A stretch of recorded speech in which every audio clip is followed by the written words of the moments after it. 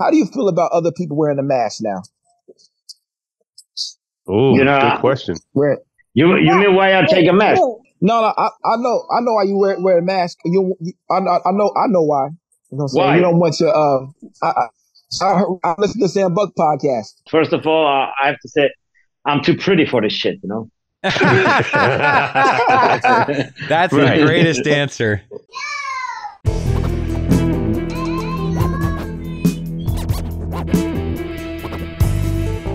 You are now listening to the Abyss Podcast with Carl the White Monk, Primo Jab, and Luke Cage.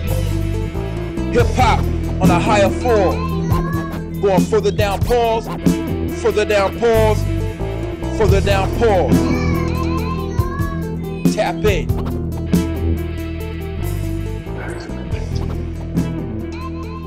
Okay, this is episode 90, huh? 90. Correct. That's what's up, yo. Major We here in the building, yo. Oh yeah, let me change my camera settings over here so I can see everybody at the same time.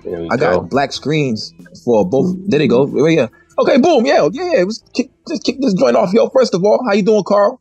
I'm excellent. Real quick, I don't know if you can see the Godzilla I'm wearing.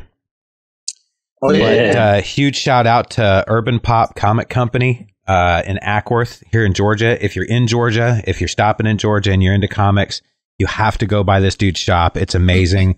They've got a ton of artwork. They did an art show based on Godzilla and a bunch of really cool pieces, but he's got some really cool toys and collectibles and shit there. And he's an amazing artist, Chris Hamer. So you got to check him out, Urban Pop Comics. But word, you heard that first on episode 90. You know what I'm saying? Boom, hit the Abyss Podcast. Go check out my man's over there. Primo Jab, how are you? Man, I'm chilling, man. I'm in the house, man. I'm doing all right. Is that Superior? Is that a Superior shirt you got on right there, too? It is, man. It's the fresh Balada joint, man. You know what I mean? Yeah, absolutely. Why'd you wear that? Is it because Superior's on the show?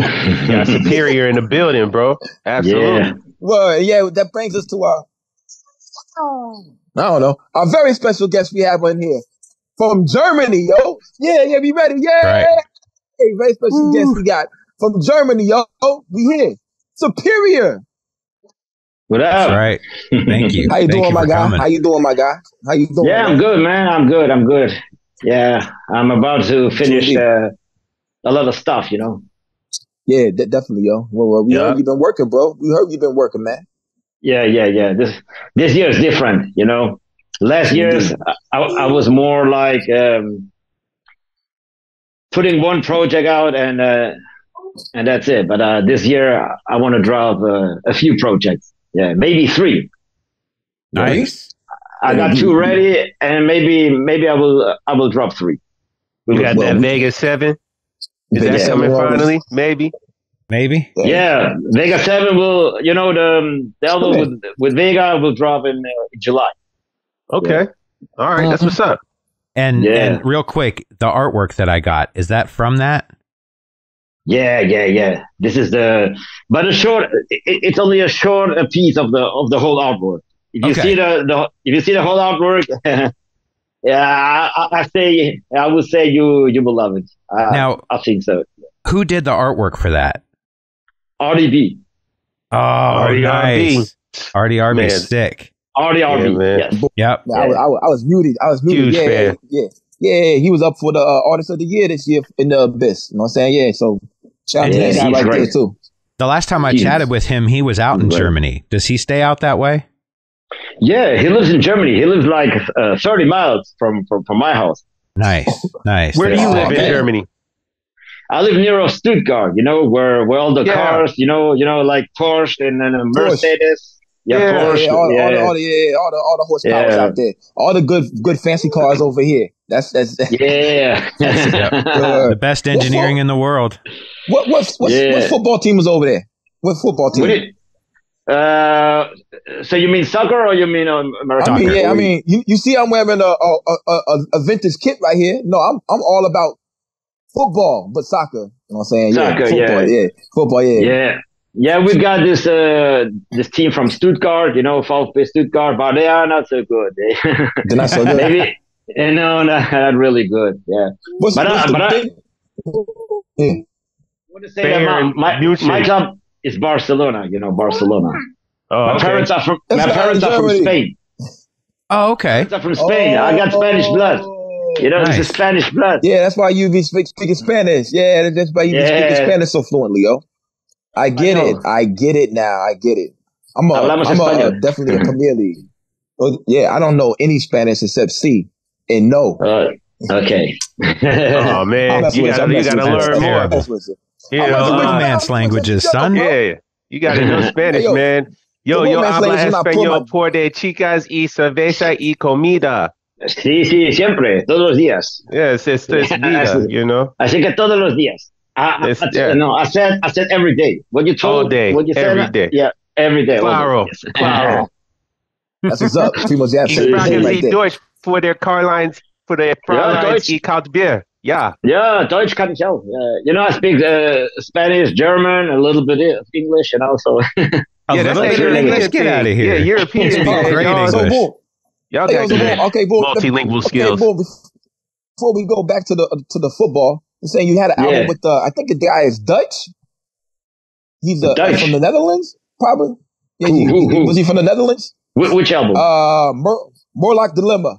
No, Morlock Dilemma. He lives in Berlin. He's from Germany. He lives in Berlin. Oh, really? Oh, wow, cool. Okay, yeah. That's a big release right there. It's a German rap, and then you had Ito on there, and Danielson, Estinek. Shout out Danielson. Yeah. True indeed. Yeah. True indeed. So he's German. Yeah. I thought. He's German. I think he's the most skillful guy in Germany. You know, rapping in German. He's the most skillful guy, in my opinion. True indeed. I know a lot of they don't like. They don't. What you say? The native tongue. I know a lot of English. A lot of. My bad. It's my baby. Let me say that. Here you go play. Go play. So boom. I know a lot of producers overseas. They don't like necessarily the tongue that they speak. They like American rappers more than they like their own countrymen. I know Dread-Eye, he's English. He's from Northampton, and he doesn't like a lot of English rappers. He's like, man, it's so bad, man. I don't like it at all. And so he caters to American rappers. You know what I'm saying? So that's how. Yeah, same happens to me. You know, I don't really like the German language. You know, to hear on a track. You know, the German raps. I don't like it so much. You know, Morlock Dilemma. He's one of the few guys that I say, okay, he's cool. Why not? Let's do something. But I will take all this. All my American homies, you know, on this project, you know, like Ito, Danielson, Estinek. Without those American homies, that would be not possible. Fair enough. I feel on that. Yo, say like I listened to Czech rap when I was like 22 because my dude I work with, and I was like, yo, this sounds like some J Premier shit. Then later on down the line, he did introduce me to some other guys that was had foreign tongue. I'm like, yo, this is better than what we got over here. You know what I mean? Really? Because at that time we were thirsting for hip hop, and overseas homies they had the beats. You know what I'm saying? Like they always was keeping they always was keeping that flag going for the production side. So I'm saying, so I'm glad we got people like you, Drew, Dread-Eye, other people, Hobgoblin, other people over there that was just always been carrying that torch. Wild Duke, that just been carrying the torch of keeping this sound alive when we wasn't doing it. A lot of times we wasn't doing it. You know what I'm saying? A majority of what we went to the wayside, yo. So big up for that right there, my guy. Man. So So you a supporter of Barcelona. I heard you played a little football back in the day. You know what I'm saying? Yeah, but I didn't have those skills, you know, to be professional, and and then I quit and I said, no, man, let's do music. Let's make productions. So indeed, man. I played a little too, man. I suck too, so that's why I be rapping, man. That's how it goes. Yeah. Real quick, did you grow up in Spain? No, I grew up in Germany. Okay, you know my parents they came to Germany, and and I was born in Germany. Okay, I guess because I love accents and I really get into the variations in accents, and yours isn't a typical German accent. Although there is that presence, but I think having Spanish parents probably influenced the way that you pronounce certain things, but it's a very, very cool accent. So I had to ask. Thank you, man. Yeah, you know, I mix sometimes, you know, Spanish, German, English, and oh, what? Yeah, that's really cool. You know, when I dream, sometimes I dream in Spanish, sometimes I dream in German, sometimes I dream in English. You know, that's great. Wow, that's wow, man. Well, I always have a ton of respect for people that can speak multiple languages, because that's, you know, a lot of people don't think about, you have to take whatever language that you originally learned, listen to what somebody else is saying, translate it in your head, and then think about the response that you want, translate it, and then speak it out. So there's a lot that goes on until you get to a certain point where you're truly fluent with them, and then it kind of seems a little more second nature. And I've often heard that people that dream in multiple languages generally have that kind of a grasp on language, and that's impressive. No, but no. Tell me. Yeah, man. Like, how did you come up with your name, Superior? Like, boom. Like, was it a name given to you, or you like? Was like, boom. Like, how? No, because I want to always try to be the best. You know. You know, I was started. You know, I was started at a b-boy, and then I was a DJ, and I was a bell DJ. Yeah, and I was second place in the German. You know, like a German championship. The DMC. Like the DMC DJ? Really? I was DMC, and it was from Stanton, you know, the Stanton competition. And that's and I always try to be the best, you know, and I say, I'm superior, man. Superior. I'm the best, you know? Yeah, I feel that. Joe, you was really DJing, you doing that right there. Yeah. That's you use both hands or one hand? Yeah, both, you know. But you know, but that's tough. That's tough, man. Yeah, but I think it's the best thing is to focus on one thing, and now it's the production, you know. So I quit everything else, and I'm just 100% my focus on the production, and because I think if you make so many stuff, maybe you are good in one thing and another thing, but you are not like outstanding, you know. In one, it's difficult to be so, you know, so good in more more things, you know. Just focus on one thing.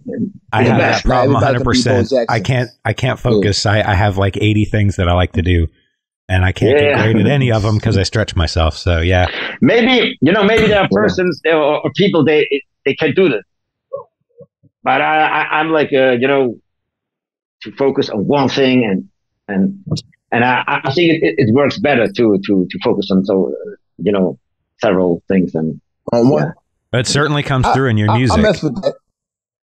True indeed, because you be perfecting your craft, my guy. Pretty much what do we have here, bro? You know what I'm saying? I got some things, yo. Word.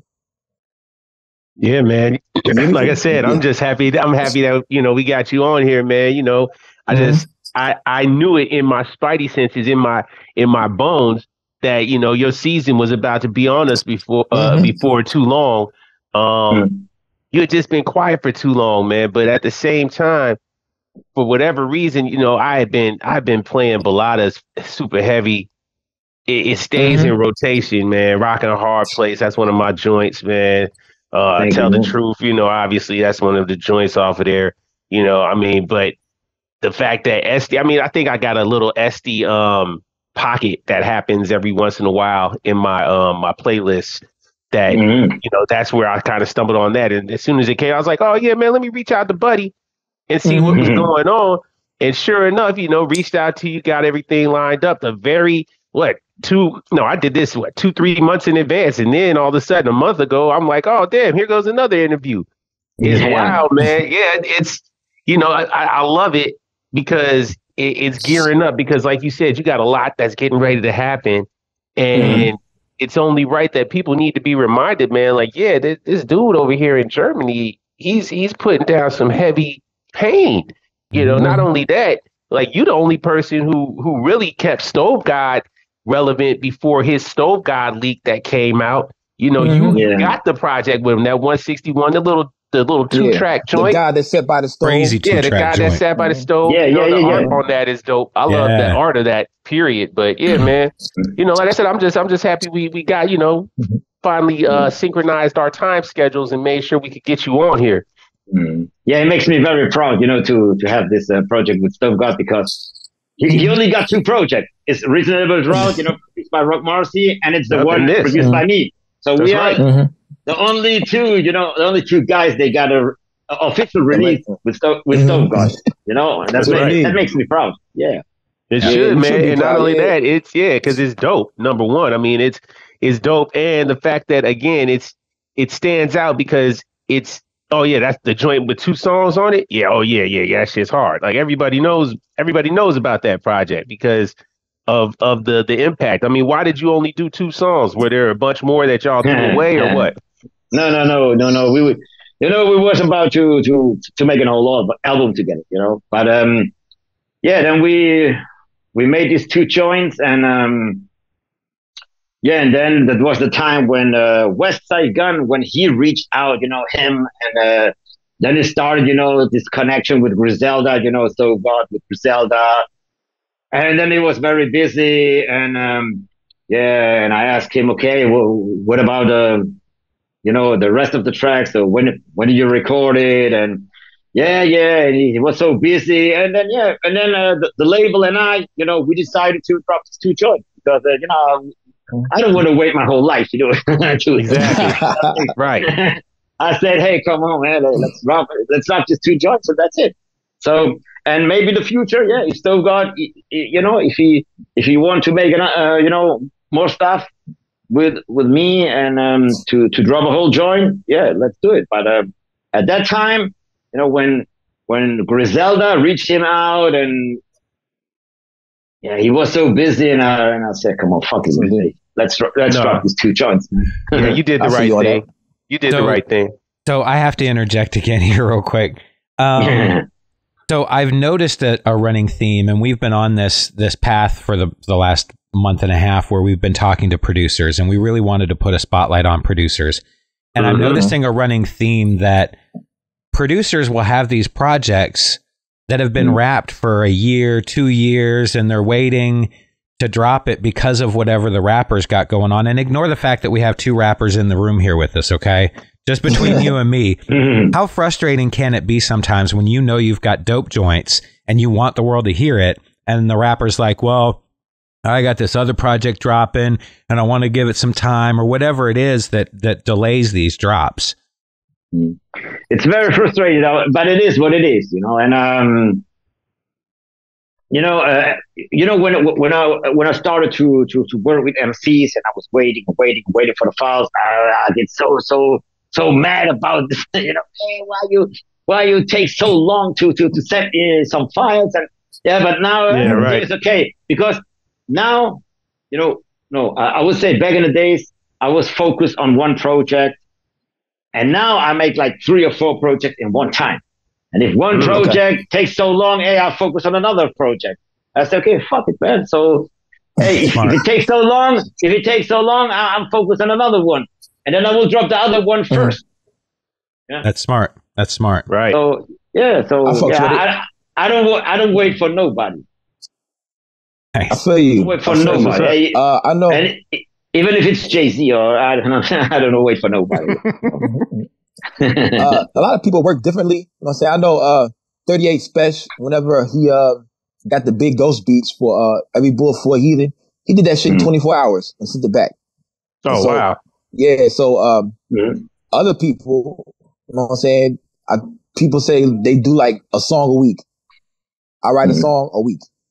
I'm like, dang, but as long as it comes out dope, I ain't got no problem with it, yo. You know what I'm saying? Where so unless it's J Electronica, then I'm mad. Yeah. So, that was a long wait. I don't have a problem with people they take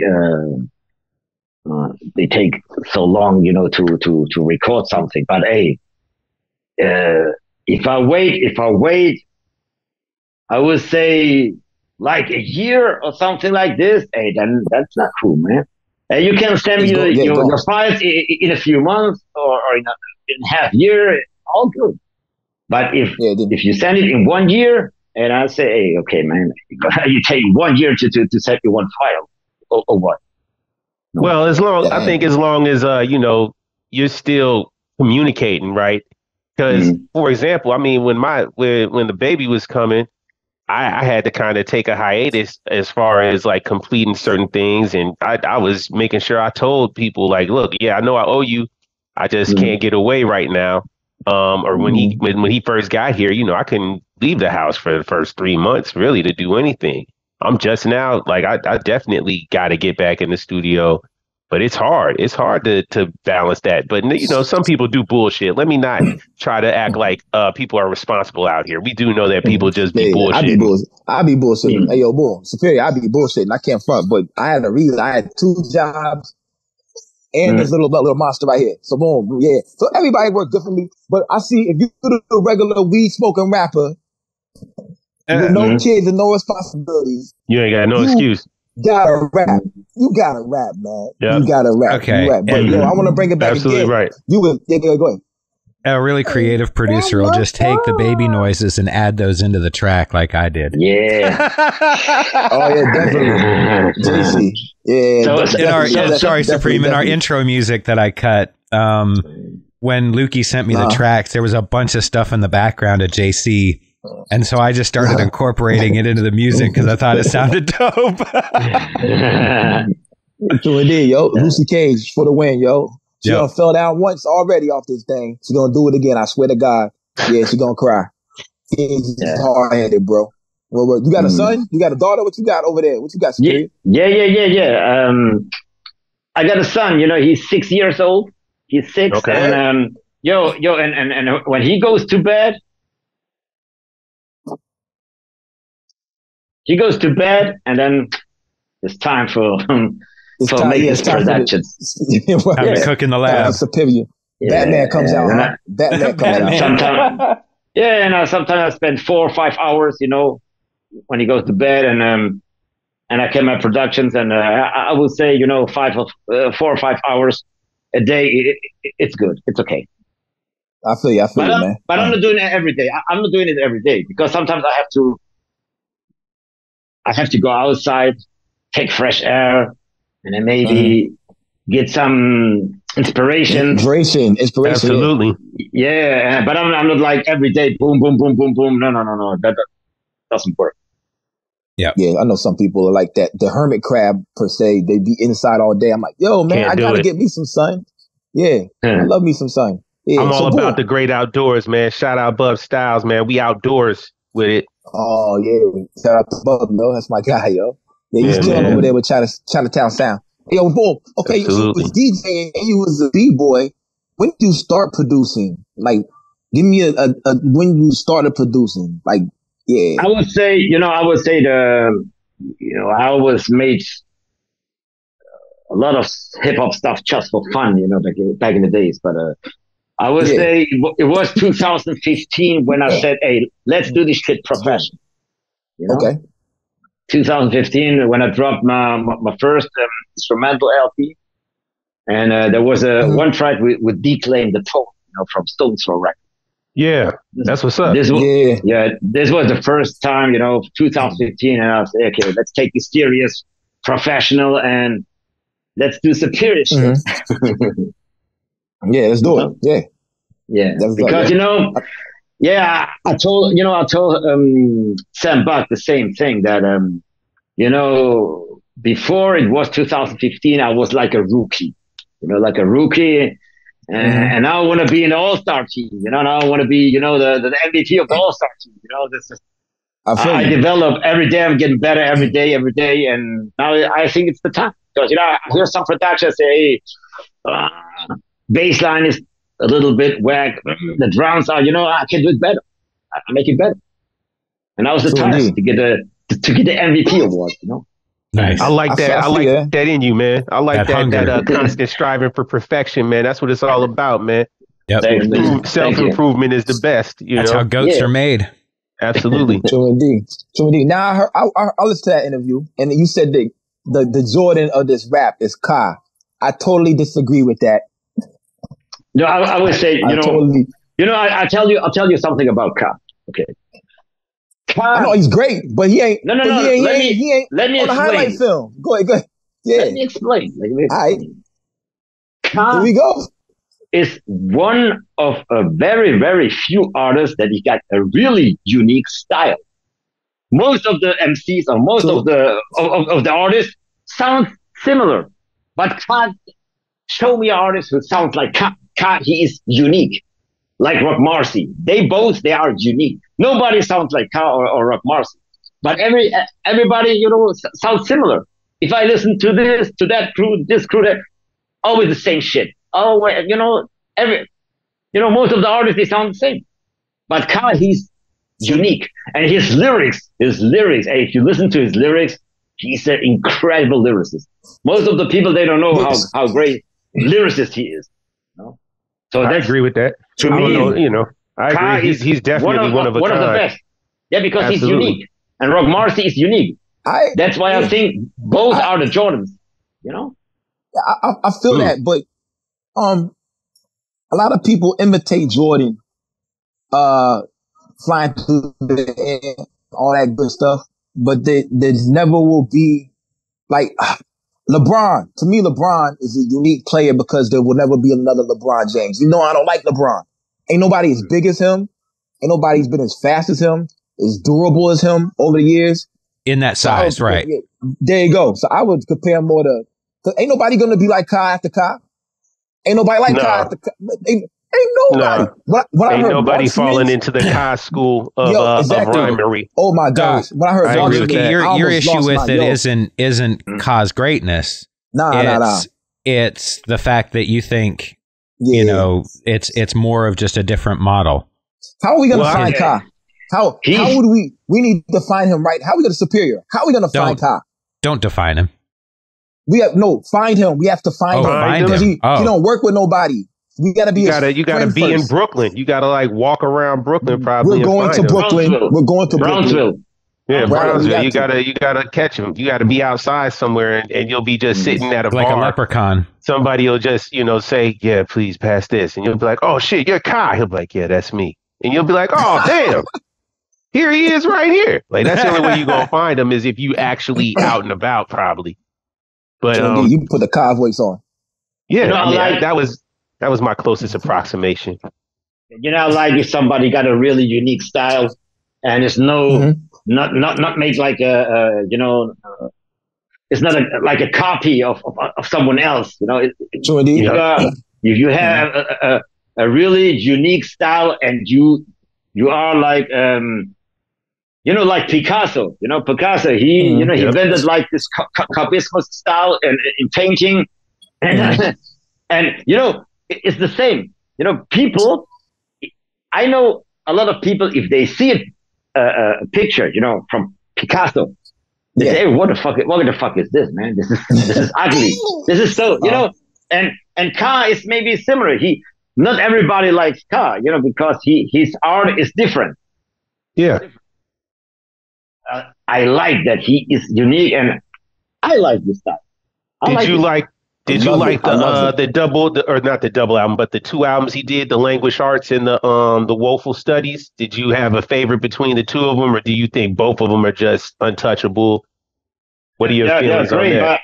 They're great, but I would say my favorite album is this The Hermit and Recluse. Orpheus versus the Sirens. With Animus. Animus. Another incredible producer, Animus from LA, and he made the beats. And this album, this Hermit and the Recluse album, in my opinion, one of the best albums from the last 5 years. I think I'm not going to argue that. I had a young I'm guy. not going to argue that at all. Did J Mac say that was one of the best albums ever penned? The young guy that we had on from Reddit. He said, what did he say was his favorite album? But he did mention him as one of his favorites. He said he was one of his favorites, but he said a different album. I forgot what album he said. I don't think he said the Herman and Recluse though. But that is a decent. It has some stuff on it, man. I mean, like I said, I think Kai is just one of those dudes that is singular. I got to go back. I want to go back on that Jordan comment because honestly, I don't think there is a Michael Jordan of the rap game. Personally, I don't think there is any. I don't think there's anybody out here that's made that impact. No, I will say. I will tell you. No. I will tell you why. Because in sports, you got stats. You got points per game, career points per games, rebounds, assists, and you got stats. There are no stats in rap. There are no stats. No. It's just more low. We got we got content. It's opinion now. This lyricism. You got I'd say performance on stage. You got, but there are no stats. So, there are no stats. So So how can you It's not like Usain Bolt. Usain Bolt. He's the there was no faster human being than him. Right. Because you got a clock and then you see how fast he is in 100 in 100 meters. But in rap, all that. Yeah, but in rap there is not like let's see how many rebounds or how many assists. No, there's nothing. No, I think you can say there's a stat. How many? I think the best stat that we can use right now is how many albums can you put out that are just back-to-back bangers, right? That's still opinion. I would say that the majority of people agree are back-to-back bangers. No, but the only stat that you can really verify and count on is album sales, and even that is a bullshit number. Even that's bullshit. Because there's so many other things that go into why a record sells. And getting back to the Picasso comment real quick, I think MF Doom kind of had the same thing. There were a lot of people that didn't fuck with MF Doom until he died. Yeah. And then all of a sudden it was like, oh, I've been on the Doom tip for the bullshit. I've been a huge fan. There were a lot of people that just couldn't fuck with what he was doing because it was outside the norm. And I think Ka's going to have the same kind of, not that I'm hoping for his success after his death, but I think people will appreciate him after we've lost what he's giving us. I don't even think it's going to take him passing away. I think it's going to take him just retiring. He's not going to put anything else out. And because of the nature kind of hip hop right now, we have this younger generation that's really taking their time and doing they research and discovering a lot of things. So he's going to be one of those things where somebody's going to stumble across him in, let's say, 5 years from now. Some director is going to put him in and put a Ka song in a movie or something like that. Facts. And all of a sudden people are going to be like, oh my God, Ka. Yeah. Oh my God. He was one of the greatest people ever from Brooklyn. And this whole exactly. That's all going to start. Yeah. Somebody's going to wear a t-shirt that says Brownsville Ka on an episode of Saturday Night Live or something. And it's going to be like, he's out there fighting a fire somewhere. Exactly. Meanwhile, he's a firefighter. We salute you. Ka. Yeah. He's a firefighter. Yep. Yeah, but I love to hear his music. To me, he's so good. But it's a matter of taste, Music is also a matter of taste, and and it's not like who got more triple rhymes or who got more, this rhyme patterns. And fuck them, man. I want to listen to good music, and in my opinion, it's very dope. His music. Well, and he's one of those artists that I can, like, when I hear somebody say that they appreciate him, I go, okay, so they don't just fuck with the base level stuff. They're not, as Bluky would say, a Ken and Ryu. Yeah. Right. And so, like, we had those Reddit kids on, and we're talking to, 21-year-old kid, white kid from North Carolina that's going to school at Purdue, and he mentions Ka as one of his favorites, and I'm like, that was the most impressive thing he said that whole interview. And he said some pretty impressive stuff. I was really impressed with those kids, but the fact that was one of his favorites, I was like, okay, so he's tapped. He knows. You just said something major right there. I always do. Yeah, you do. You always dropping jewels. Let's not beat around the bush there. But what I was gonna say is, I think that's kind of a cheat code, or that's almost like how we identify each other out here. The real heads. That's how you identify each other. Like, you'll just be in casual conversation and you'll say, "Oh yeah, who you listening to?" And within three seconds after somebody starts their mentioning of, "Oh, I listen to this, and this," you're like, okay, you're here. That's where you are. You're on this. You're on this. But let's take it back a little bit further. Superior, you got the album called The Journey, and you have Blue on there, and you have Lyric Jones, who we know. Don't you know Lyric Jones? You know her very well. Terminology, Rex, a legend, Brick Records, shout out to Brick Records, and my arch enemy in nerdcore hip hop, Sky Blue. Shout out to K Murdoch, Sky Blue. Okay. I used to hate Sky Blue. You know what I'm saying? But that is a deep find. Because I don't hate him like don't like him. I didn't even know you had just an enemy. I don't envy. I like his music. I like his music, but we represent two different sides of the nerd spectrum as far as hip hop, like nerdcore hip hop. I'm over here grimy. You know what I'm saying? I like to talk about grimy shit. And he's like really tapped into like the nerd anime cosplay lane. And I'm over here. But like, I was really impressed. I was like, yo, because Blue, a legend. Yep. In my eyes, Sky Blue is a legend as well. And we know Lyric Jones from actually being here in Atlanta in the hip hop scene. So it's like, that was pretty. But and also we had to go to Ugly Heroes with the Verbal Kent. Verbal Kent. Yeah. Yeah, definitely. He's another like the nicer version. Definitely. Super underrated dope spitter out there. Definitely. Usual suspect. Like Ty Ferris, Verbal Kent, very similar. You know what I'm saying? But Ty Ferris has meaner rhymes. You know what I'm saying? They both was a dope rhyme. Technically dope. Yeah, he's another technically dope raw dude. Absolutely. True. Ugly Heroes, that's Red Pill, Apollo Brown, and Verbal Kent. You know what I'm saying? Boom. So you got some pretty heavy hitters in my world, bro. Like on the So how do you figure out the people you want to work with, or do you just I'm message them, internet, boom, or do you like have a certain amount of people that just reach out to you? You go out, go for it. It's a mix of everything. It's a mix of everything. Some people they reach to me, some people I reach them. On the internet. Then I go.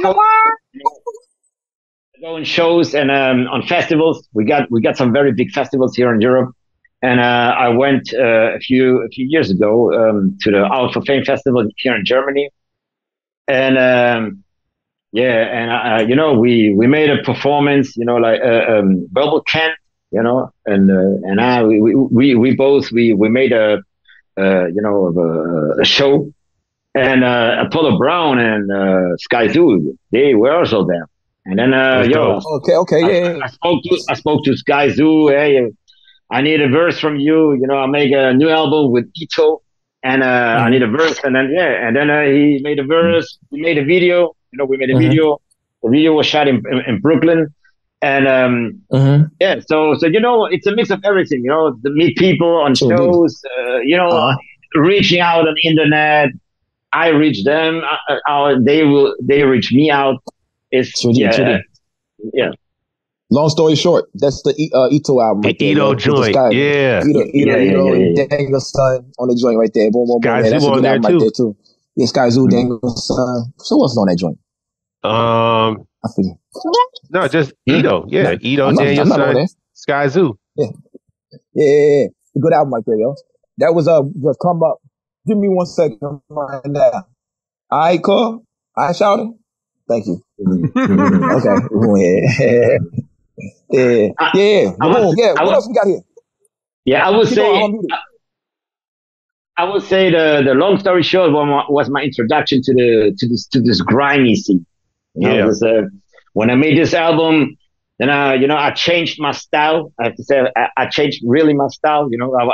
I was in the before I made long story short, I was more like a typical boom bap producer, something like Pete Rock, Primo.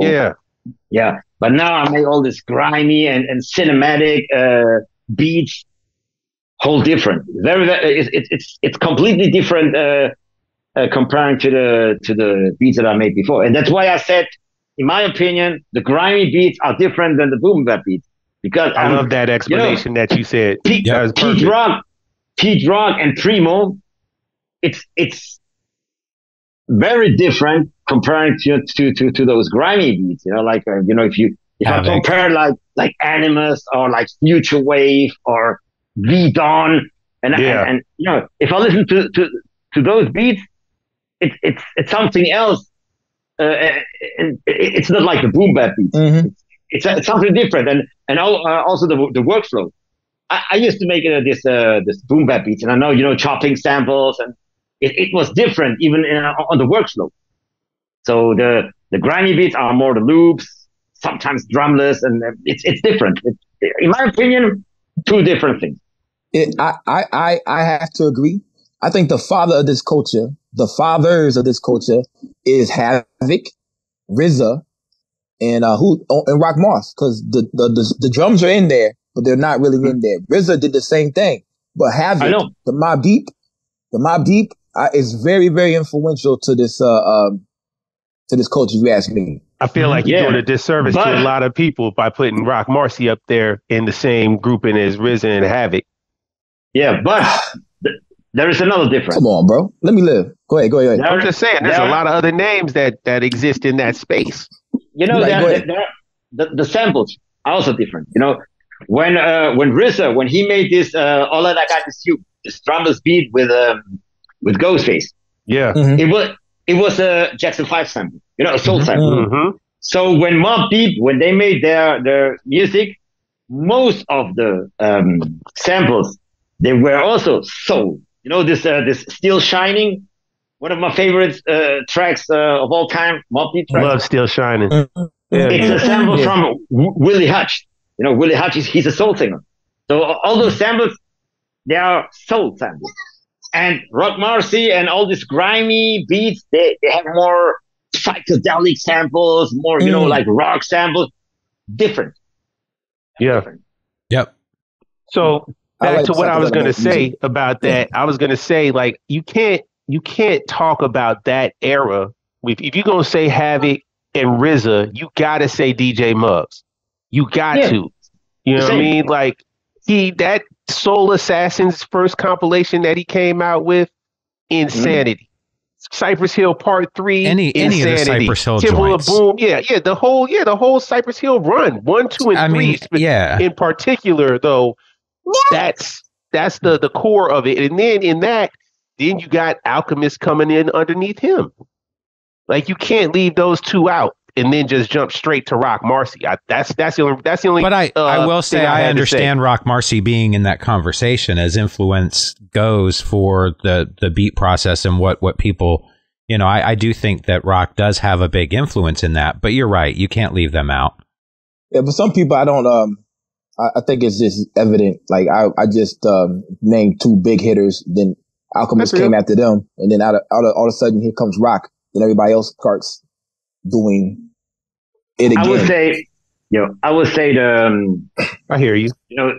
The movement right now, all this grimy movement, with this Mickey Diamonds and Ethos and Griselda and Danielson, Estinek.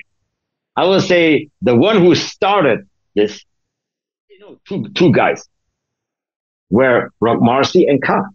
Mm-hmm. They start, Ka, he started 2008 with his album Iron Works, and you hear some grimy, some drumless stuff there too. And then Rock Marcy, 2010 with Marsburg, and they were like the pioneers of this. Yeah, keeping that alive, shit. Right? Yeah, they were like, because Wu-Tang, they had the best time in the 90s. Okay, you got you got 36 Chambers, from 93. Then a few years later, you got Wu-Tang Forever and a few other stuff, But then it was over.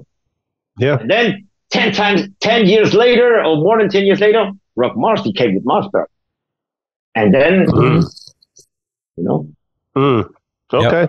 All right. I mess with that. Another person I give credit to, which he does get credit for Griselda Ghost, the Big Ghost album. Oh yeah, Big Ghost, of course. That's before Fly Guy, before all that joint right there. And I think that's when Alchemist caught wind of Zelda. You know what I'm saying? Because I remember the tweet all day. Like, why are you hiding these drums from me, Big Ghost, or something like that? That was the tweet. You know what I'm saying? Like, and so that's how a lot of people got into Griselda, was from Big Ghost dropping that Griselda Ghost album. So, yeah, but it's all, you could like name at least 3 or 4 other people, or maybe even 10 people who actually kept the torch going. I think another big guy keeping it going for the culture was Ghostface for a while. Absolutely. The only member of Wu-Tang that was really dropping quality projects. You know what I'm saying? So you can always rely on to me. How about that? You could, but I don't know anymore. You know what I'm saying? Word. But yeah, but still the run he had from Iron Man to Pretty Tony.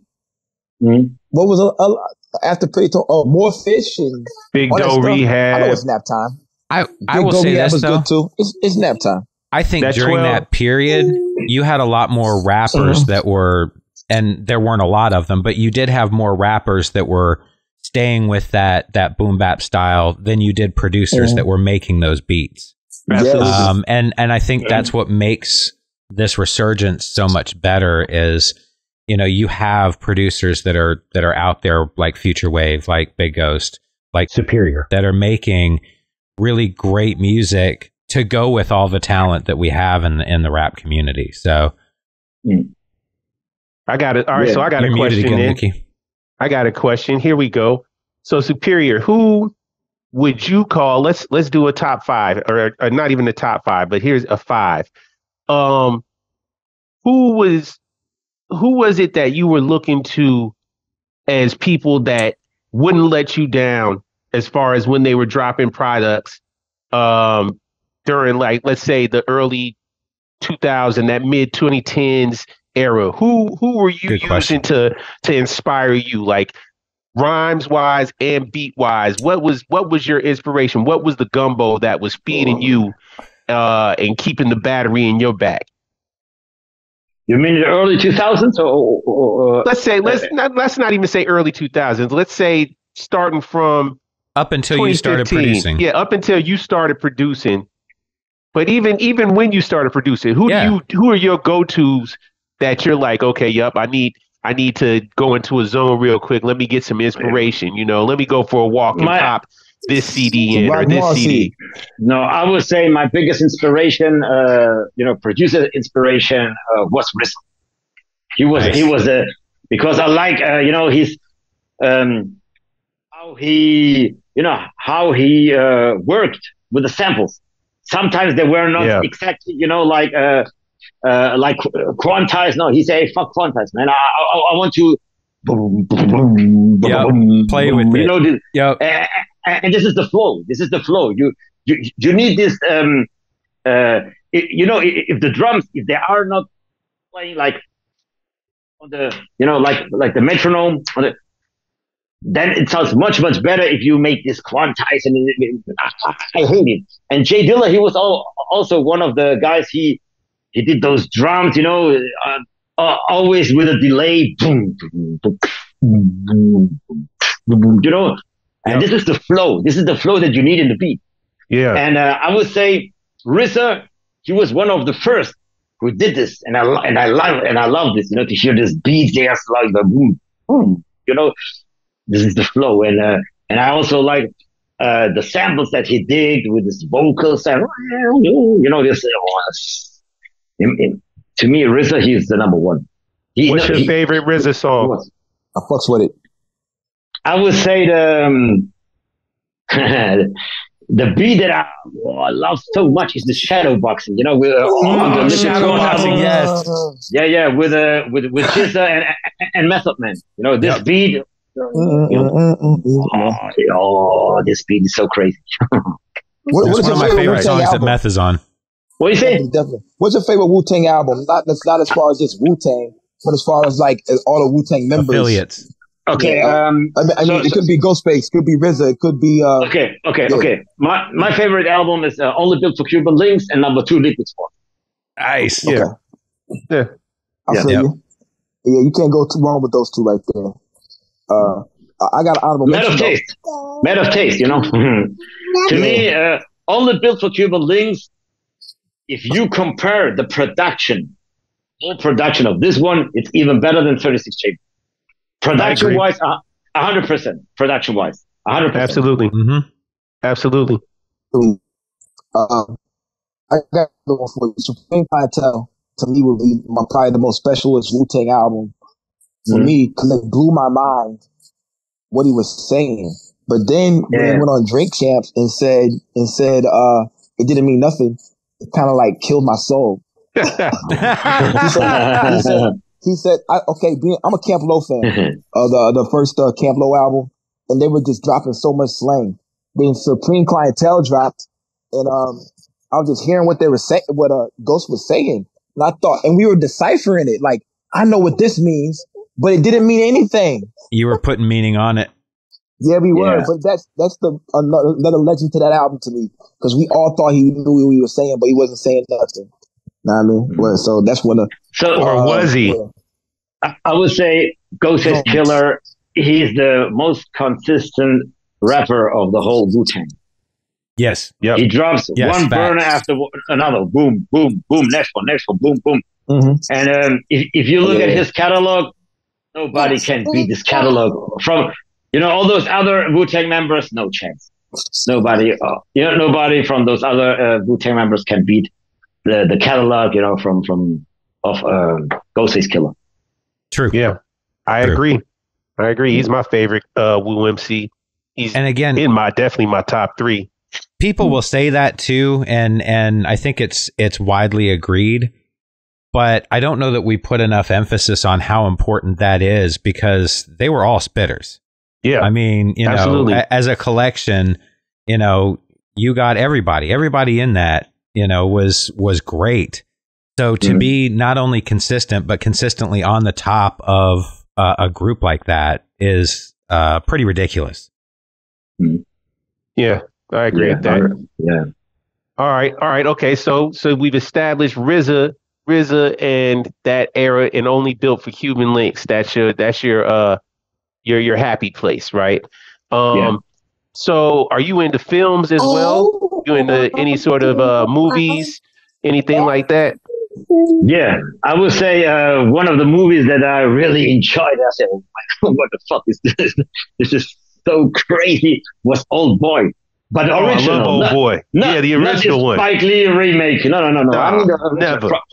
From Korea. Yeah, the Korean Old Boy. Absolutely. The Korean. Oh, that was so mind blowing. I don't know, what is this? But this is one of my favorite movies, I would say. Hell yeah, that's what's up. I love Old Boy. It's so crazy. It is. It's bugged out. It's bugged. Mm-hmm. Wow, that's wild, man. Okay, all right. So changing gears. Here we go. Let's talk about the resurrection of Baladas and how you decided to put out this fresh gear to go with it. Like that came almost 2 years after the album came out, right? And I just happened to be strolling through the gram, and I saw you drop the gear for it. I was like, oh, check this out. Like, oh man, me being the rapper merch connoisseur that I am, of course I was instantly on it. You got the fly short sets, all this, everything going with it. And not only that, I mean, the logo for it is, I feel like it's so understated and perfect against a plain background that it's chef's kiss. It's top notch styling. Chef's kiss. You know what I mean? Have you been how have you been being received around the globe? And shout out SD Nat, because I saw he was bugged out when he saw it too. He was like, "Oh shit, the Baladas gear." Yeah, when we dropped Baladas, I was about to make merch, but I spoke to some graphic guys, and he showed me the graphic, and I was not so 100% satisfied. Yeah. Mm-hmm. So then I decided, because I'm a person, if I'm not 100% satisfied, hey, don't drop it. You know, I have to be 100% satisfied, and that was not the case. I was like, okay, it's okay. So then, I was looking, on this, on this cover. Yeah. Who did that art? STNX homie. It's a homie, from STNX. Okay, that's what's up. It's a classic, iconic piece now. That's why it's. I don't remember his name, but a big shout out. I love this cover. We'll find it. I'll make sure I tag it. He painted, himself, and so crazy. And then I thought, hey man, this cover needs merch because it's so good. And and one of my homies, he's from New York. He lives in Germany. His name is Nature Gray. And he always say, hey, man, you have to put out this Balada merch, man. It is so crazy, man. Put this out, man. Put this out. Yeah. And then, I spoke to RDRB. He's my favorite artist. And if it goes to art, I have to spoke to him because he's, in my opinion, the number one artist. It's like not of tape. There are like other big, great artists like Compton and other guys. They're so great, but my guy is RDRB. He's the number one. Yeah.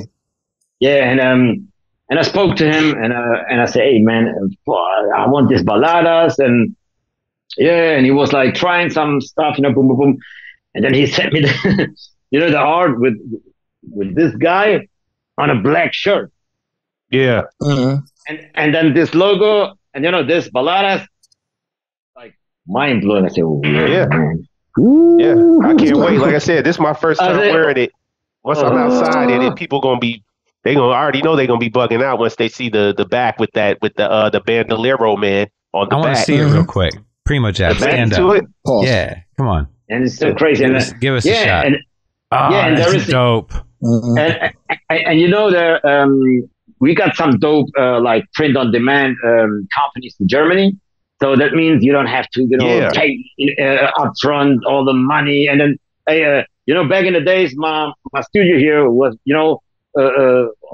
everything with all this shirts. I did merch back in the day for other stuff, and also, everything was with all this merch. And then I decided to work with a print on demand company because it's dope.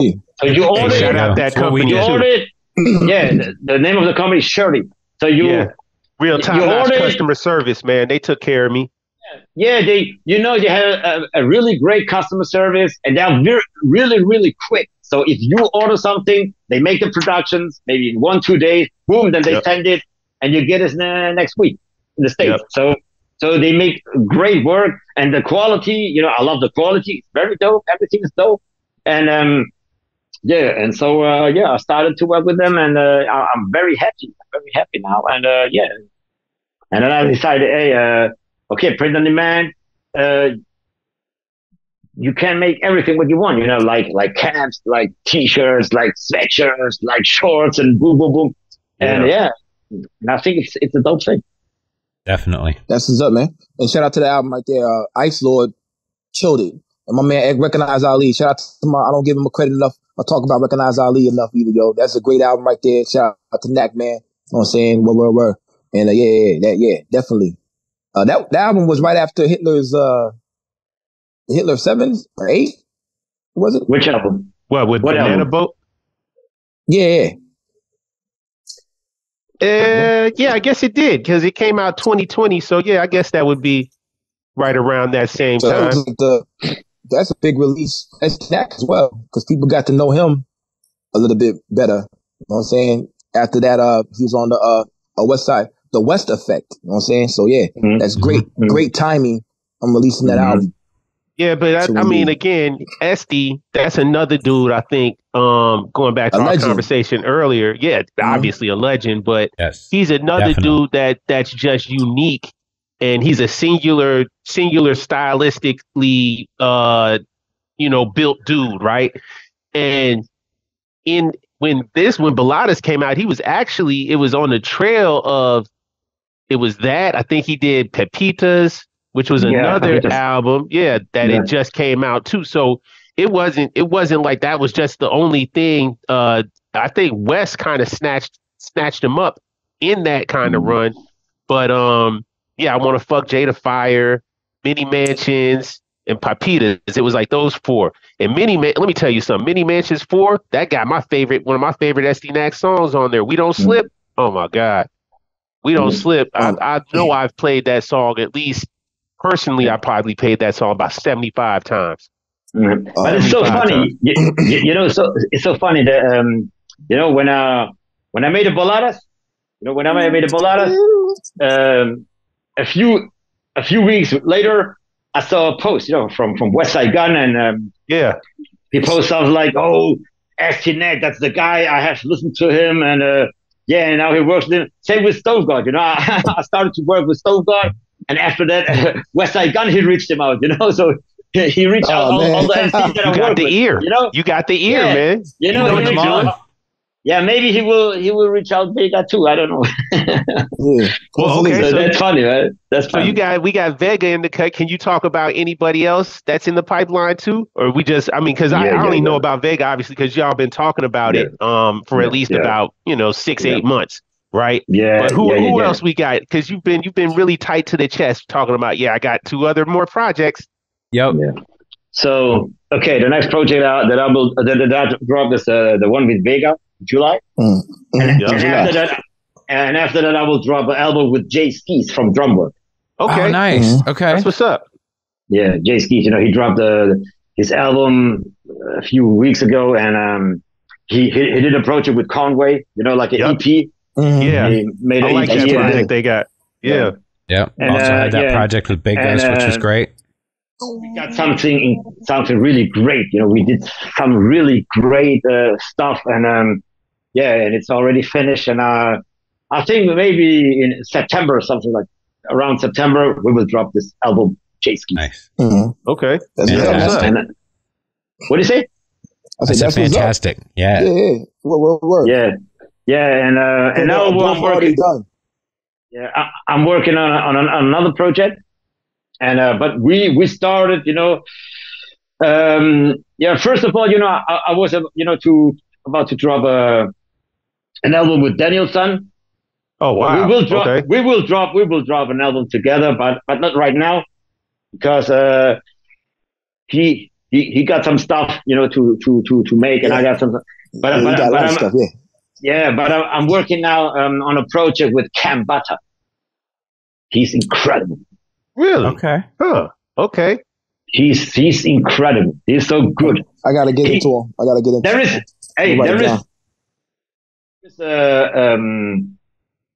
a verse from him. I think there are like 34 bars on the album with Vega. Vega wrote it? It's one of the best performances. One of the best verses that I ever heard. Really? Okay. Cam Butter, huh? Best verses I've ever heard. This verse, 34 bars. I don't know, but it's so incredible. If you listen to this verse, you will not believe it. That's cool. And it's on this Vega album that you about to put out? Yes. Okay. All right. Yes. So we gotta wait till July to hear it. So y'all be waiting to hear this other verse of this Vega, the 7 Ronin. Yeah, the Vega. Yeah, jumping off the fence like Vega. You know what I'm saying? Word. So you hear that, Vega? You ready to come on the show, motherfucker? Word. You think you got enough going on now? Yeah. You know, Vega. Come on, motherfucker. He was supposed to come on and then said he wanted to wait a bit. You got both of the masked men. We would have had both for the show. What the fuck? All right, here we go. I'm gonna move my mic again so my baby won't shut up. All right, go ahead. I would say Vega is one of the best lyricists right now. Yeah, he's one of the best. You know, absolutely. I was listening to his stuff, and you know, I don't care about names, I don't care about numbers, I don't care about nothing, but I care about talent. And when I was listening to him the first time, hey, this guy can destroy everybody. He's so good. He's so good. No, it's unbelievable. You know, but I know how the people are like cloud chasing, like name dropping, and right. This guy, put this guy, another guy, and he will destroy him because he's so good. He's so incredible. And then I reached him out because I know the guy who makes his artwork, the Craig Dyer. Craig Dyer, shout out Craig Dyer, of course. Yeah, shout out to him. Yeah, and I saw the artwork from Vega's last album. The blind Ronin joint, the cover. I know what you're talking about. With Machacha, yep. you know. Mm-hmm. And then shout out to the Machacha. And I was looking at the cover and I said, oh, I have to listen to this Vega 7, the Ronin. I never heard of it. I have to listen to him. And when I was listening to him, I said, oh, I have to reach him out. He's so good. And then I reached him out, and then we made this album, and I would say it's very, very, very the lead line wall. That's what we're talking about. The Sleep is the Cousin album, what we made, it's very difficult to top. Nice. Nice. We made an album, I would say, easily contender of album of the year. Woo! Definitely. Okay, Superior talking that shit. I like heard that. It here. Superior ain't your easily.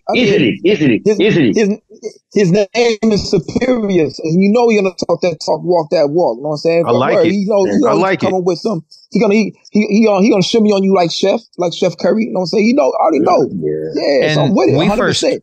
We first heard about Vega, from Mickey Diamond. It was Mickey, and he said Vega was that dude. Yeah, and there were several, like Josiah the Gift said the same. There were a number of different rappers that have called him out as that dude, definitely. Mickey Diamond on our radar for a while. Yep. Mickey Diamond, he's also a great lyricist. Yes. And he knows effortlessly. He knows exactly, who got those skills and who not. And he's right. I think I saw this podcast too, and he said something like that. He's one of the best lyricists right now, Vega. Mm-hmm. He's right. So that actually makes me wonder, because Mickey is that dude that will really rhyme on a lot of different styles of beats. Mm-hmm. He can do, really grimy boom bap. He can do really soulful stuff as he does with Mallory. But he also can rhyme really well over cinematic. Have you thought about getting a project going with Mickey? I would love to hear that personally. Yeah, I thought about it. But I would say not for this year, because I want to drop the album with Vega, and I want to drop the one with Chase Geese. Both albums incredible, and I try to drop the one with Kambata too. But if it's not possible, then I will I will drop the one with Kambata beginning of next year. And then maybe for next year, I have to talk to Danielson, because I want to drop with him too, something with him too, and maybe I don't know, let's see, it's step by step. So I want to get tapped in. You said it was Kambata? Yes. Kambata. Okay, if you can send me a link to him in Instagram or something, because I really want to tap in. I want to check him out. Yeah. Honestly, that's what I told him. I talked to him on the phone, and I say, okay, that you pick, on your project, they're nice beats, but it's not 100% like my taste. But they're good, but it's something different, But lyrically, and the delivery he got, in his rap, and it's outstanding.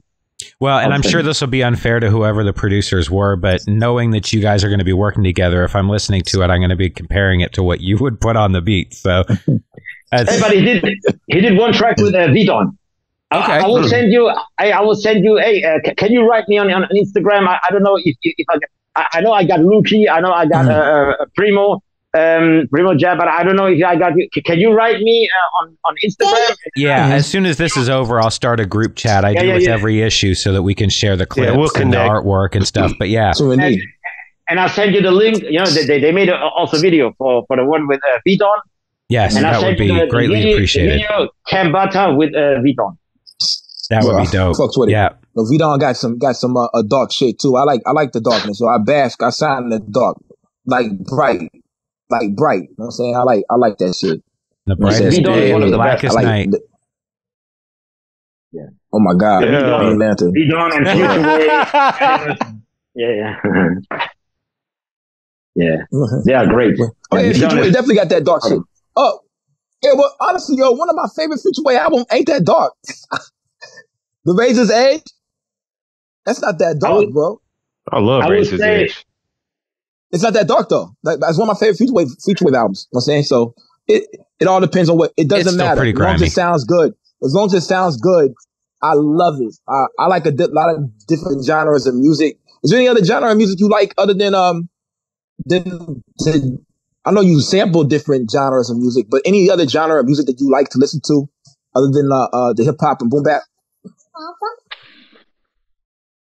Right now I'm too busy. I'm too busy making beats, and I'm just picking samples, and I don't have so much time to listen music. So because I listen to music, but to dig samples, I'm picking samples, but I don't. It's very complicated to listen to a song without thinking about I have to chop the sample, and it's my mind is like. I will give a quick shout out to Germany just because I was a heavy metal drummer, and they have an insane heavy metal scene in Germany.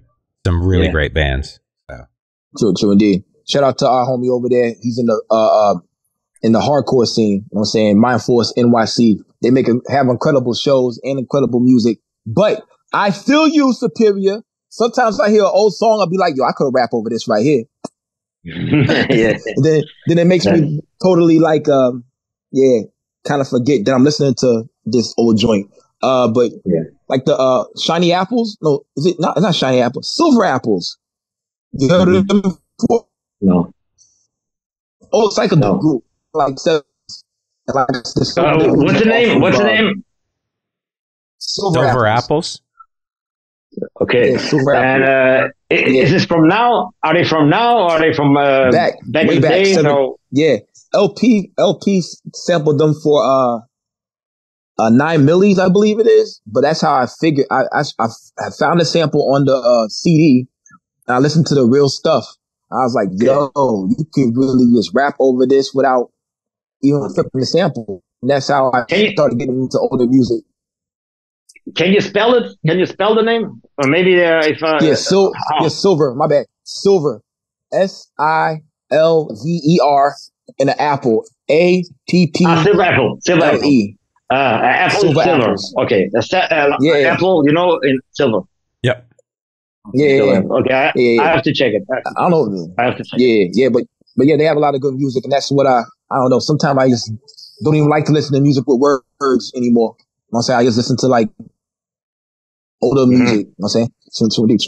Too deep. What else we got, fellas? What else we got here, bro? Brothers? Man, we got plenty, man. I got something for you. So let's talk. I want to talk a bit more about the German scene as far as shows coming from overseas, performers coming over there. You're near Stuttgart. How far, I guess, is that to Munich and Berlin and all that? I mean, do you get to move around the country a lot to go to check out shows, or is it just you just stay kind of in your neighborhood? No. I think I was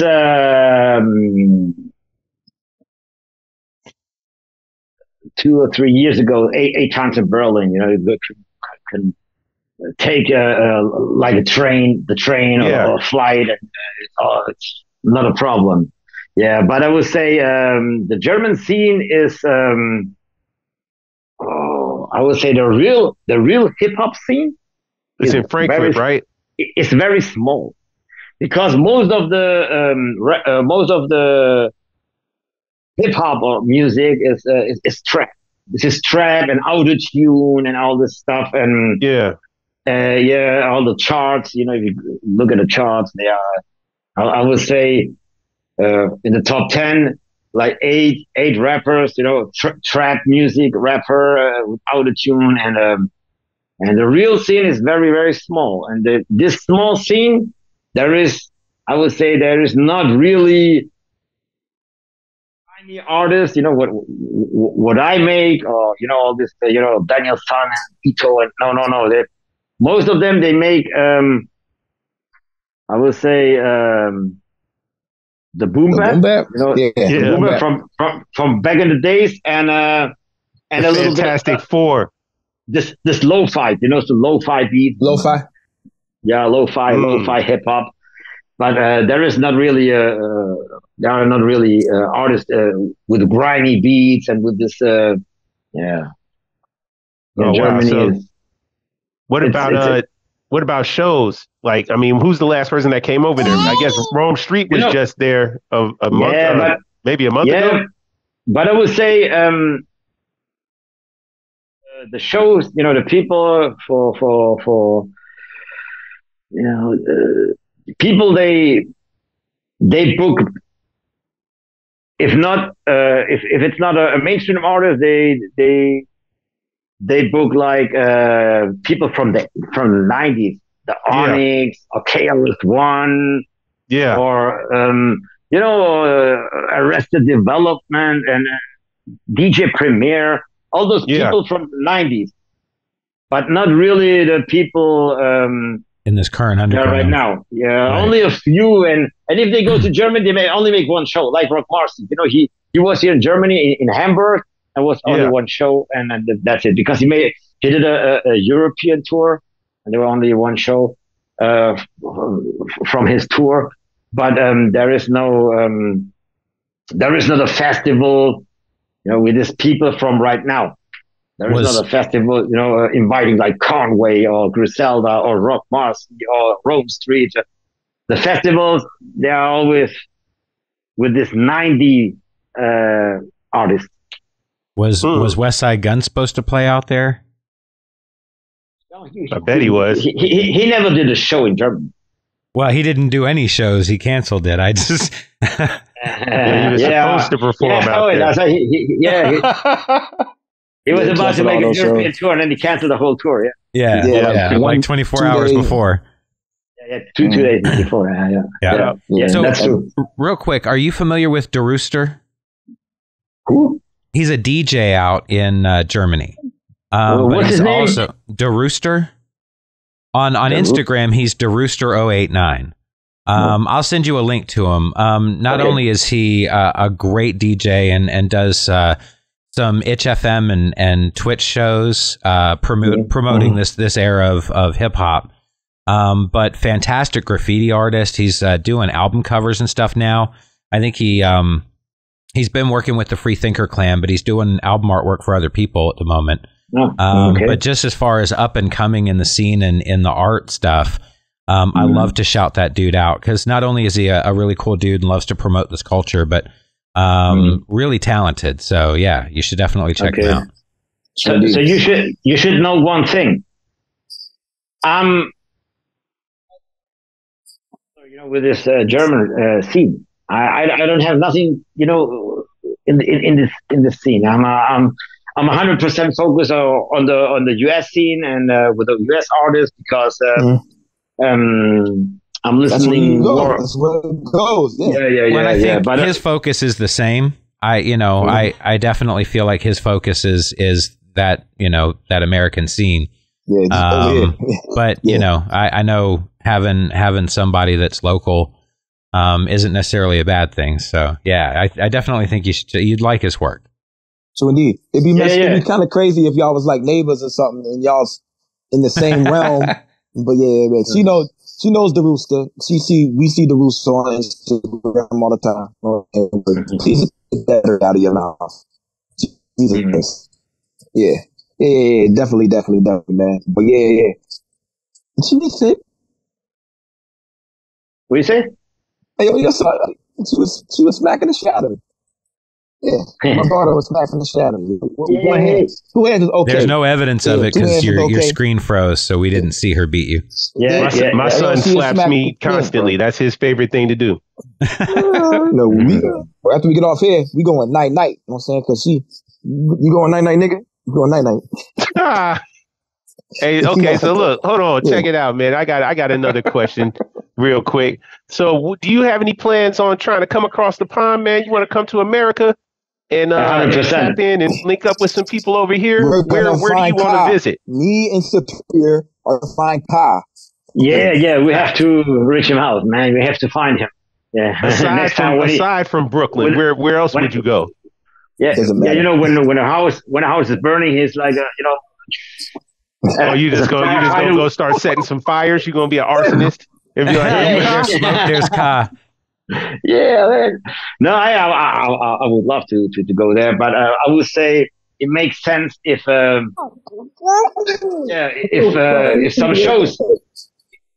some shows are possible to make it the States, then I will go there. If somebody invite me, or I don't know. I think the album with J Skis, I would say it will be a major, like promotion, and because he's in drum work and with Conway, and I think this album can be like big, with a huge promotion, and maybe it's possible to get some shows in the States, with J Skis, and I'm on the turntable. I'm on the turntables and J Skis.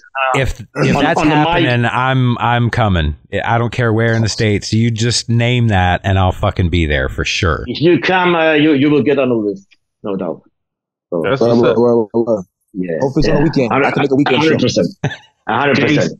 J Skis and Khan right now, especially Conway. He just put out that project, but not only that, that joint that they got. I think his lead single.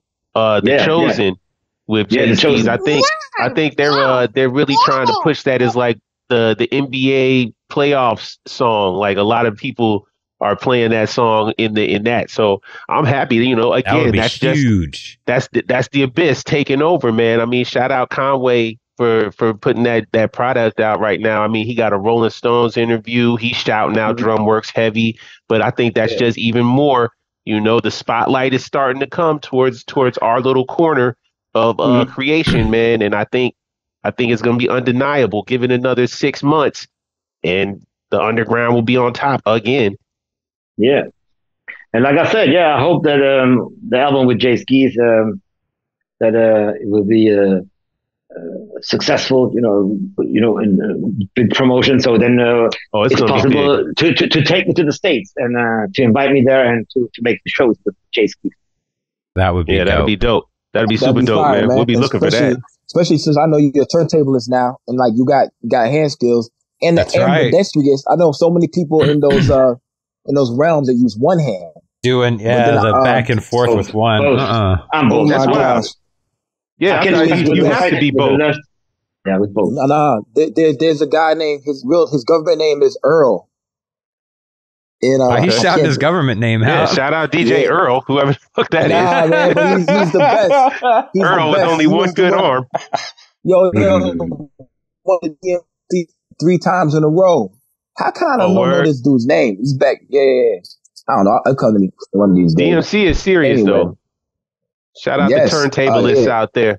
Yeah, DMC is great, but I prefer the ITF. The ITF Federation with DJ Q-Bird and Mixmaster Mike and all this Scratch Pickles crew. Scratch Pickles, Invisible Scratch Pickles. Yeah, see, those are legendary names, man. But this guy has beat them. He works with the Black Violin Crew right now. He goes on tour with the Black Violin Crew and DJs are part. Yeah, he's part of the whole crew. Google it real quick, Primo Jab. Yeah, I'm looking him up. Googles. I would say Q-Bird, he's the inventor, I think, of 10 different scratches. So, transformations and all that type of stuff. He's the king. He invented like 10 scratches. True indeed. Also, Jazzy and everybody else, and that's what I told you.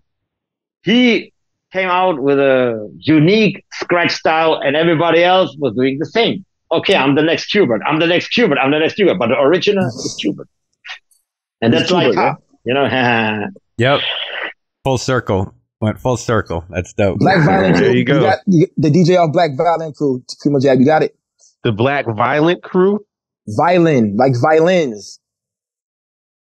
We play the violin. The instrument. Yes. Try to get it real quick. See if you know dude's name. We said he was going to do an album a long time ago, but never surfaced. Then all of a sudden, he started going on tour with them. And yeah, his name is Earl in real life. He lives in Orlando, Florida. I've been to this man's house. And what's the name of the crew? You say Black Violin. Black Violin. Okay, I put in Black Violence. I'm sure you got all kinds of results for that. Black Violin. Let's see. Unfortunate. His name is DJ SPS. DJ SPS. How did I forget that? Shout out Earl. Yeah, AKA Earl. That's his name. His mama call him Earl, but everybody in the world apparently know him as, and Lukey too. But you know, his legal name is DJ SPS. Earl.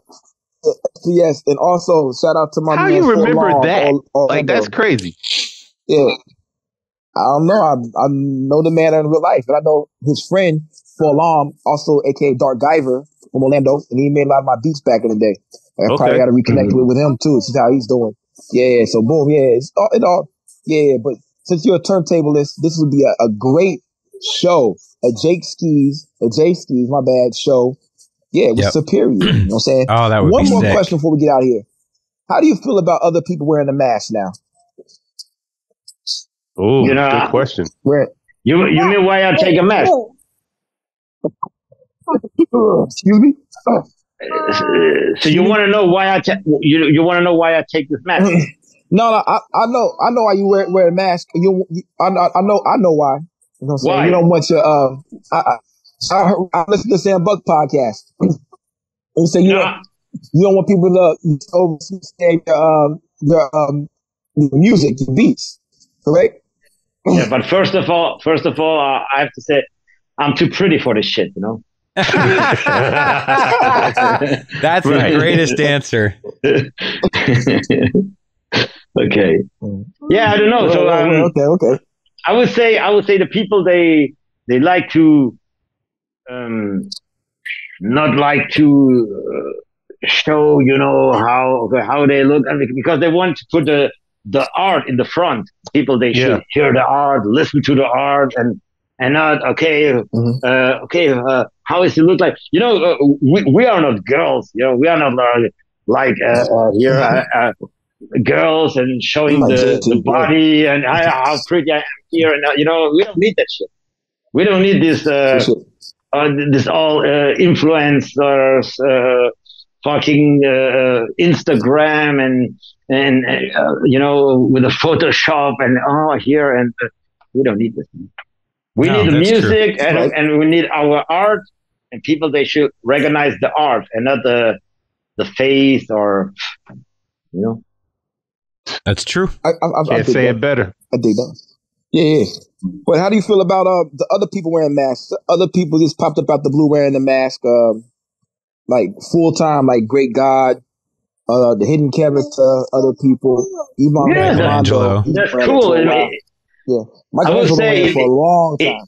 Yeah, but I think it's cool because the people that are curious, you know, they are curious. Yeah, how does it look like in real? And it's why not? You know, it's to me it's very interesting, and people they get curious and they wanna know. Hey, did you see the Hidden Character one time? How does it look like? Right. Mm-hmm. Is he from police like Ghostface? Yeah, that type of stuff. What was that, Lukey? Is he running from the police? Is he running from the police like Ghostface? Yeah. You know, I was also a graffiti writer. Oh, yeah, you gotta be in Germany. Yeah, and I always had a mask on because so the police they don't see my face, and you know, maybe this is also an influence. So back in the days. So indeed. You still get up? You need that too. You still get busy? Films. No. I could. The police, they catch me one time and I had to pay too much money, and then I say no. And because, like I said, I want to focus on the productions. I want to be the best in the production and not to make too much stuff at the same time. That's real. I feel you on that. That's smart. I feel you that. Yeah. It's just definitely bombing trains and bombing billboards and bombing houses and bombing apartment complexes. I was bombing, but I was not bad. I was not good. I stole tags too. Yeah, that was a dope time. 2000. That was 2000s for me. I stole is the Wizards tag. Just put like real easy. Then my homegirl Brielle, she overdosed on heroin. She died, rest her soul. She had a slice of cheese, and so you see like sometimes over there by what is it, the Castleberry, they still had up a long time is and a slice of cheese. You know what I'm saying? It's gone now. But I was there. So that's what I had to do that to kind of like complete my hip hopping experience. You know what I'm saying? Like I was like, yo, I want to be 100% hip hop. I used to tick. I never really DJ'd, but I tried. So the last thing to do is graffiti. So that's when we went on our mission to do graffiti. You know what I'm saying? Because I already was rapping. So I gotta be hip hop. I gotta do this. So that's when I went and tried to do that, yo. And I thought Flo got off. I think I heard you on a Conway album, or you got a feature on a Griselda project. So which one is it? He's the skit god. I got a what is it? If it can bleed, it can be killed if it bleeds. I've been on Husk Kingpin, Cocaine Beach, the Crime album with Griselda. Wrong Streets. Not with Griselda, just with Big Ghost and Conway. Big Ghost and Conway, Big Ghost. But Big Ghost and Conway. Yeah, this is the. Yeah, I got like three of them with him. I got like three of them with him. I'm saying, also on the Carpe Noctem album. Dope. Oh yeah, Carpe Noctem. I got like 2-3 skits on there. Yeah, I talk for Big Ghost. That's the. I'm Big Ghost is the voice really. That's dope. That's really dope, you know? The bold claim, your Big Ghost voice. I mean, boom. That's what he said when I first encountered Big Ghost on a message caliber. Matter of fact, I think I messaged him before, but then he saw me talking some shit, and he said, I like the way you articulate things. Can you talk some shit, basically, and send it to me? I did. I didn't know what he wanted it for, really. But I think at the end, he was like, it's going to be on this album I'm putting out. Cool. So I did it. And ever since then, he's been putting me on stuff constantly. I could never thank him enough for putting me in that position. It's a pretty big compliment because that's an articulate bastard, too. It really is. He will definitely put some sentences together. How we know that Big Ghost is not superior? Or how do we know that Big Ghost is not Carl? How we not know that? Stop saying that. It's not. I'm tired of people asking. We don't know who Big Ghost is. You could be Big Ghost superior. You can just be like, you don't got the mask on. Primo Jack could be Big Ghost. We don't know who this guy is. I know I ain't. I heard a rumor of Big Ghost, and I don't know if it's right. No, if it's a lie or if it's true. I heard Big Ghost is not only one person. It's like a producer team. It's like a team. It's not one person. That's what I hear. I don't know if it's true. I know for a fact that's not right. I just found out that True Cypher was a producer team. Really? Big Ghost is Big Ghost one person? Big Ghost is one person, but he works with a DJ and a couple other people. But a couple of DJs. Yeah. I totally believe it's one person. The Hector Puente Jr. is a person. That's not necessarily their name. I figured that much out. But he verifies he's a real person at least. The Philharmonic Boys Choir or whatever. The basketball. Yeah, the basketball team. Sorry, Philharmonic or whatever it was. Men's basketball team. Philharmonic men's basketball team. I know it's one person. I got that verified. We was at I'm not even gonna say that. Boom. No. Keep that. But I know it's one person. I know it's one person. You know what I'm saying? But a lot of people try to figure out. The biggest rumor that Superior was he was like a 6'2" Asian guy. You know what I'm saying? But that's not true either, yo. I heard that he was a lot like he wrote like hip hop blogs, like blogs. Yes.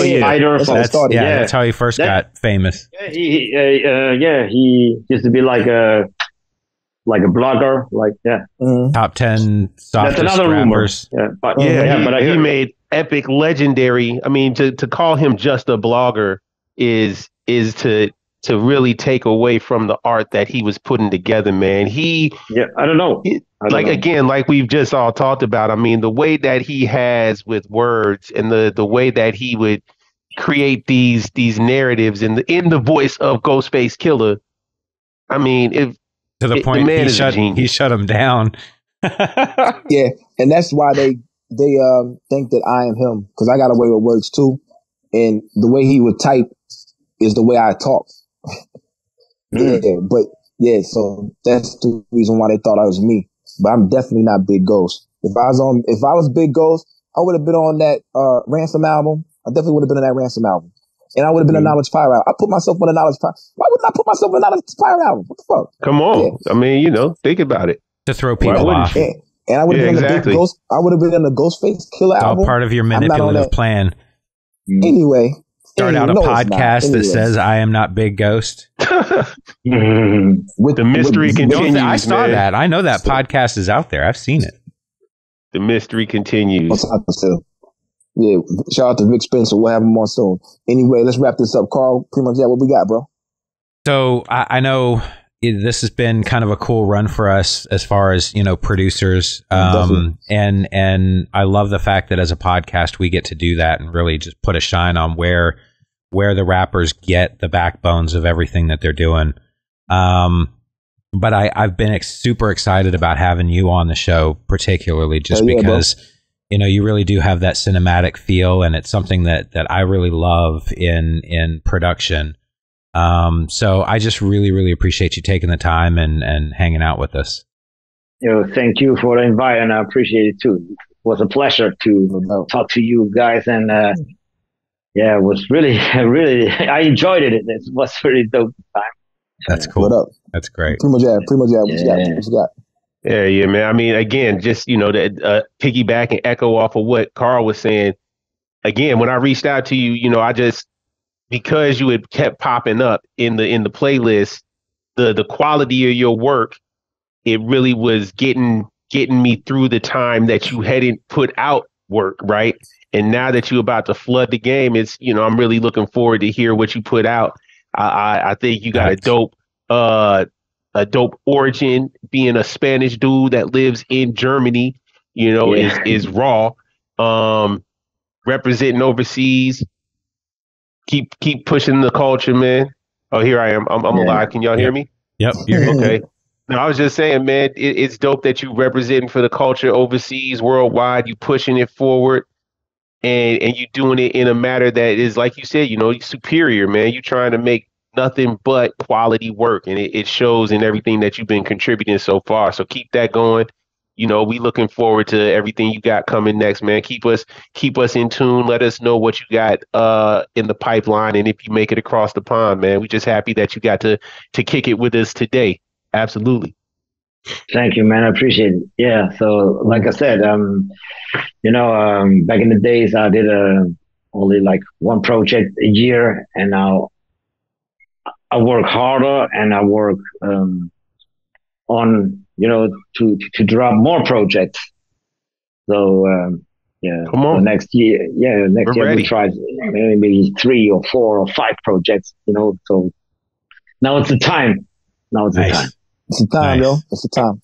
It's the time, man. Yeah, definitely. Yeah, and I want to say I appreciate you too, because you got a lot of dope features other than the top guys. You know what I'm saying? Like when I saw you had the Sky Blue and Lyric Jones, I was like, the artist you work with is insane. Yeah, true indeed. That was back in 2020. I was like, oh yeah, boom. Like, yeah, this dude really got a good ear for some quality music. And once again, I don't hate Sky Blue. I like Sky Blue. Yeah. So Sky Blue, you have to listen to this. Yeah. But Sky Blue, he's a very, very cool person, man. He's a very cool person. He's very funny. He's funny, and he's cool. Sometimes, if I know somebody and he's a very, very funny and cool human being, and maybe this can be the reason why I work with him, or I know, I look at the skills.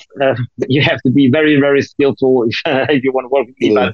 He do got skills. He do got skills. Yeah. So he got some. He's also different. I never heard someone like Sky Blue. He's also unique, and there was on the journey, and that was I would say the beginning of connecting with all those MCs and online, True indeed. Definitely. Talent number one. Yeah. Being a good person and funny is a very good second. Yeah, 100%. 100%. We don't want to work with no scumbags out here, yo. Boom, boom, boom. Right. But we appreciate you for coming on here for episode 90 of the Biz Podcast. You know what I'm saying? I know. The baby is asleep, I think. Let's see. Yes, she is asleep. She is out. She out. Yeah. I can do all. Don't wake her up. Don't wake her up. So she ain't gonna wake up. It's my kid. You know what I'm saying? Word. Boom. Episode 90 of this podcast. You know what I'm saying? I got Superior, yo. Much more in store. Be looking out for them. Go check out that merch and everything. Yes, looking good, fellas. Looking good. Looking good, yo. Boom, boom, boom. Yeah, but we'll see y'all next week, Thank you, man. Wow. Peace. Wow.